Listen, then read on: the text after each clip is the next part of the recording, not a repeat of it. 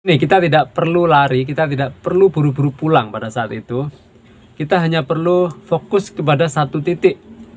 Gini, di tempat sekeliling seputaran diri kita pada saat kita berdiri ataupun duduk pada saat tempat itu, tentu saja kita akan menemukan sesuatu yang aneh. Agar supaya si serangan panik tidak akan bisa mengunci pikiran kita. Kenapa tidak bisa dikunci? Karena pikiran kita terlanjur fokus kepada sesuatu itu, sesuatu yang unik ataupun sesuatu yang lucu yang kita cari itu tadi. Jadi ketika kita mengalami mau kena serangan panik, kita langsung cari di sekitar kita sesuatu yang unik yang kita fokuskan ke situ. Assalamualaikum warahmatullahi wabarakatuh. Ketemu lagi dengan saya, yaitu salah satu mantan penderita gangguan asam lambung, GERD, dan juga anxiety. Pernahkah teman-teman mengalami serangan panik pada saat teman-teman di tempat keramaian ataupun di tempat pasar, mall, atau tempat keramaian manapun? Kalau saya dulu pernah kena serangan panik pada saat itu di warung kalau nggak salah. Dan pada saat itu serangan paniknya berlangsung sangat sukses sekali. Sangat sukses sekali menyerang saya. Karena memang pada saat itu saya belum mengetahui caranya sama sekali. Jadi saya sangat kelabakan pada saat itu. Ya walaupun setelah 15-20 menit kemudian kembali normal. Memang cuman itu sangat lumayan mengganggu kita teman-teman. Kalau itu terus-terusan terjadi pada diri kita. Dan pada kesempatan kali ini saya akan membahas tentang cara untuk mengatasi serangan panik pada saat kita di tempat keramaian, di tempat pasar, mall, atau tempat keramaian manapun. Dan cara ini nanti juga bisa digunakan untuk para penderita gangguan asam lambung yang sudah mulai berani keluar rumah, sudah mulai berani keluar rumah, sudah mulai berani mendatangi keramaian-keramaian. Tapi dia masih di awal-awal, masih mau mencoba-coba, masih yang pertama, yang kedua.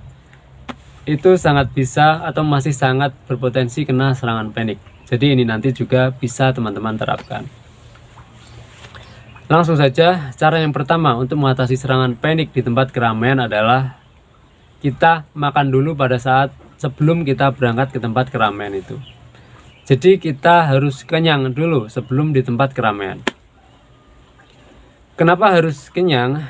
Karena gini, ketika kita lapar, cenderungnya pikiran kita nggak bisa tenang. Dan juga ketika kita lapar, cenderungnya itu sangat berpotensi besar kena serangan panik. Sangat berpotensi besar. Saya berulang kali kena serangan panik gara-gara saya kelaparan. Jadi kita harus kenyang agar supaya pikiran kita tenang. Dan si serangan panik potensinya akan menjadi lebih rendah ketika kita kenyang. Dan kenapa kita harus kenyang? Ya karena pada saat kita lapar, si serangan panik yang menyerang kita itu bisa sangat super maksimal.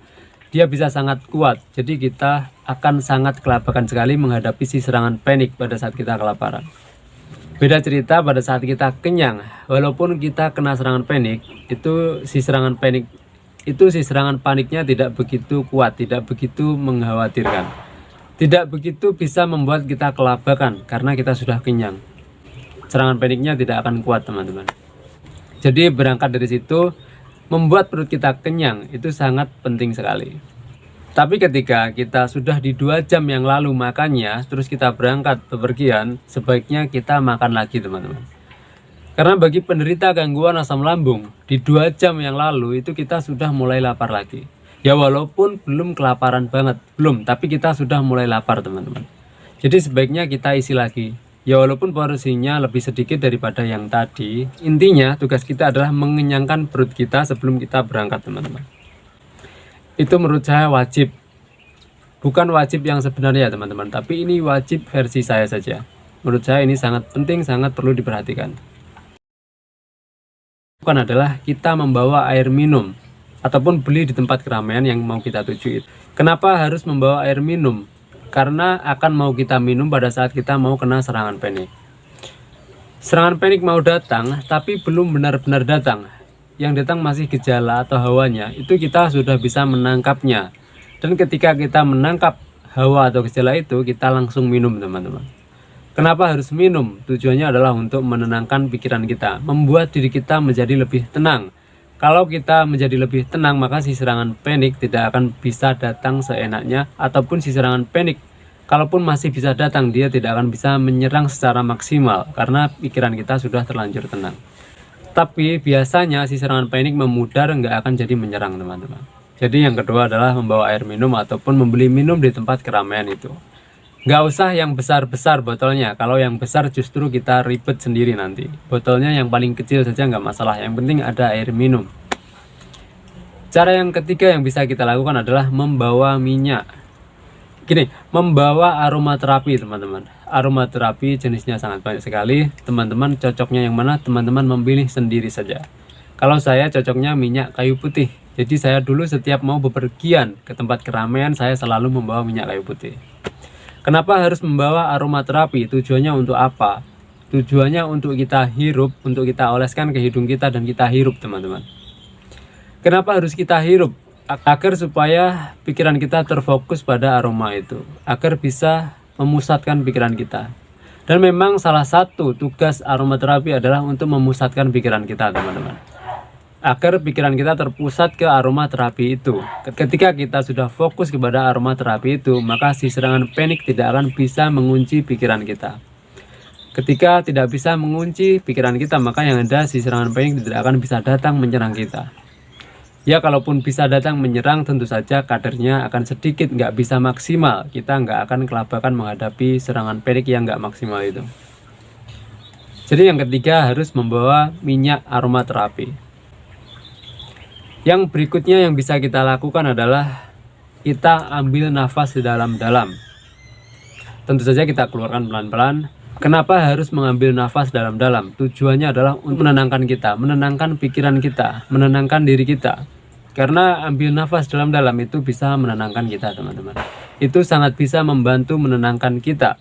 Jadi pada saat si serangan panik mau datang, kita ambil nafas dalam-dalam, kita usahakan, kita upayakan kita menjadi tenang dengan cara ambil nafas dalam-dalam itu tadi. Sembari ditambahi beristighfar, itu sangat keren sekali, sangat bagus sekali, sangat bisa membantu menenangkan kita.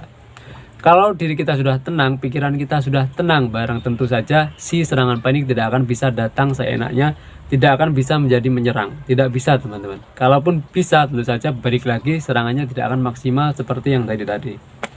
Jadi kita tidak akan begitu kelabakan menghadapinya. Kita bisa sedikit santai karena kita sudah tenang. Cara berikutnya yang bisa kita lakukan adalah ketika kena serangan panik. Ini kita tidak perlu lari, kita tidak perlu buru-buru pulang pada saat itu. Kita hanya perlu fokus kepada satu titik. Gini, di tempat sekeliling seputaran diri kita pada saat kita berdiri ataupun duduk pada saat tempat itu, tentu saja kita akan menemukan sesuatu yang aneh, sesuatu yang lucu, ataupun sesuatu yang unik. Itu kita cari teman-teman. Cari sampai ketemu. Setelah ketemu, kita perhatikan ke yang aneh itu. Kita fokuskan pikiran kita ke situ. Kita fokus, kita amati total, kita arahkan sepenuhnya ke situ. Agar supaya si serangan panik tidak akan bisa mengunci pikiran kita. Kenapa tidak bisa dikunci? Karena pikiran kita terlanjur fokus kepada sesuatu itu. Sesuatu yang unik ataupun sesuatu yang lucu yang kita cari itu tadi. Jadi ketika kita mengalami mau kena serangan panik, kita langsung cari di sekitar kita sesuatu yang unik yang kita fokuskan ke situ. Itu sangat bisa membantu mengatasi serangan panik. Cara berikutnya yang bisa kita lakukan adalah kita membawa cemilan. Kenapa harus membawa cemilan? Ya karena gini, untuk kita cemili pada saat di tempat keramaian itu. Tentu saja kalau memungkinkan kondisinya ya teman-teman. Kalau kondisinya memungkinkan, kita nyemil di situ. Tujuannya adalah untuk memecah fokus. Tujuannya adalah agar pikiran kita fokus kepada si cemilan itu. Dan juga tujuannya adalah untuk menjaga perut kita tetap kenyang teman-teman. Karena kalau perut kita kenyang, cenderungnya kita tenang, pikiran kita tenang, santai, menghadapi apapun cenderung tenang. Jadi si serangan panik tidak akan semena-mena datang kepada diri kita. Jadi saya kira segitu. Jadi gini, jadi para penderita gangguan asam lambung yang sekarang ini di tempat keramaian ataupun sedang mau mendatangi tempat keramaian, pasar, mall, yang macam-macamnya, teman-teman bisa menerapkan cara yang saya sampaikan ini tadi. Dan juga untuk teman-teman yang mau mencoba keluar rumah, mencoba mendatangi keramaian, untuk yang pertama kalinya, teman-teman juga bisa menerapkan cara yang saya sampaikan ini tadi. Cara ini insya Allah juga bisa membantu teman-teman. Saya kira segitu dulu, semoga bermanfaat. Selalu ingat satu hal, selalu bersyukur pada kondisi bagaimanapun kita saat ini. Assalamualaikum warahmatullahi wabarakatuh.